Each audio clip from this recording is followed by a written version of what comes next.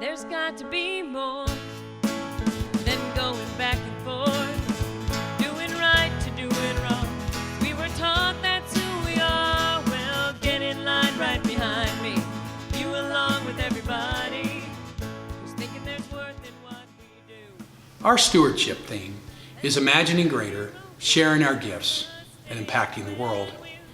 In our last video, each of us was asked to think about how we as individuals and as a faith community go about sharing our gifts. Because we experience the love of Christ, we are called to share that same love.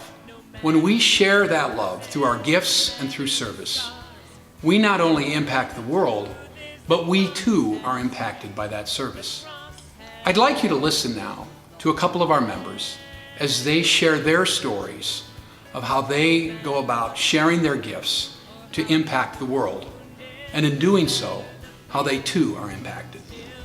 Hi, I'm Sherry Owens, and my husband and I have been members here at Salem since the spring, March, I think.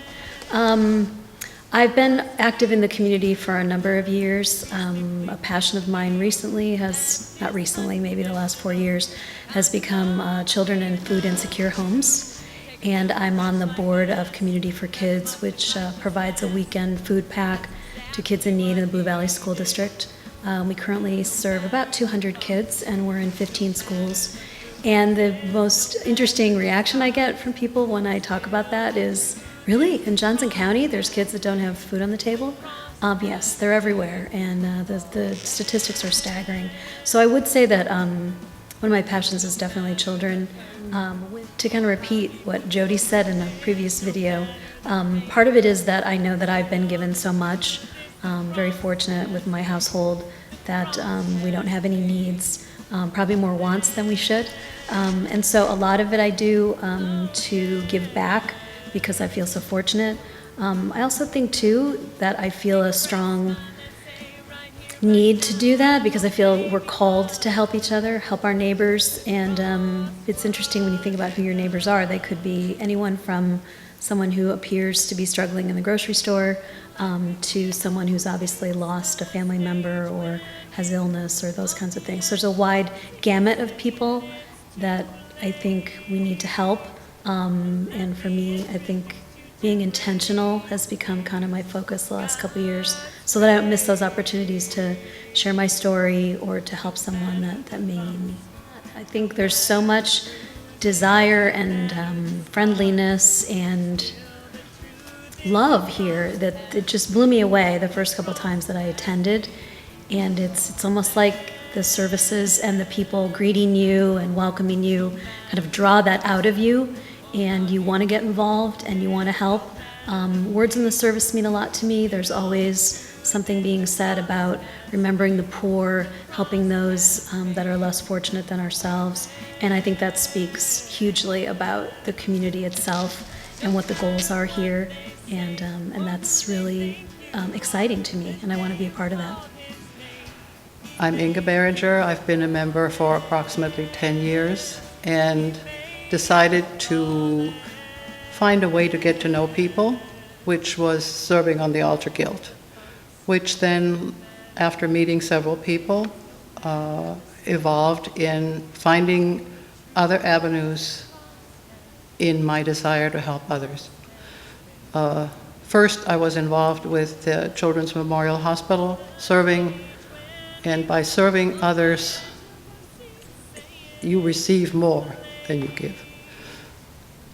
Then I was asked to be a liaison person for Caring for Kids, which is a metro-wide organization. Meetings were held at Rose Hill Elementary, and there I learned more about what the Pantry Pack was all about, and decided that this was really a way to help those that are not in a position to help themselves at that time. People that I meet on Thursday mornings, which is the time I chose after Bob Rediger was ill, and it has been rewarding to an extent that is hard to explain. getting to see these families, especially when they come with their children, is putting it right up front, how life has been good to me.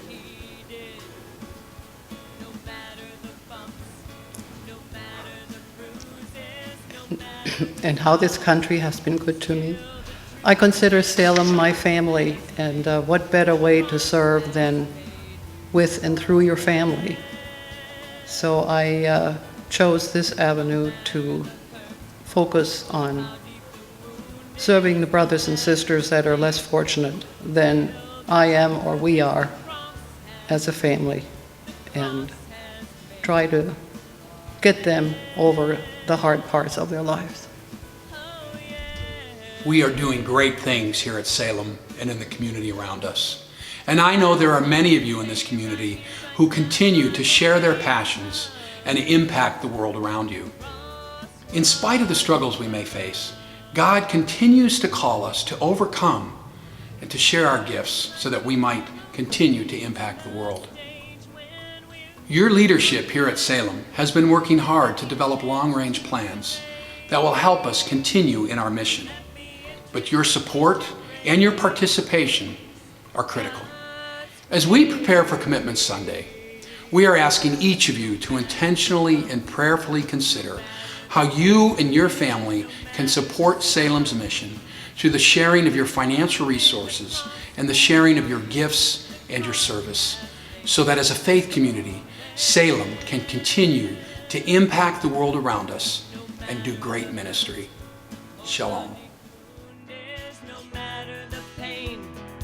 Still the truth is the cross has made you flawless.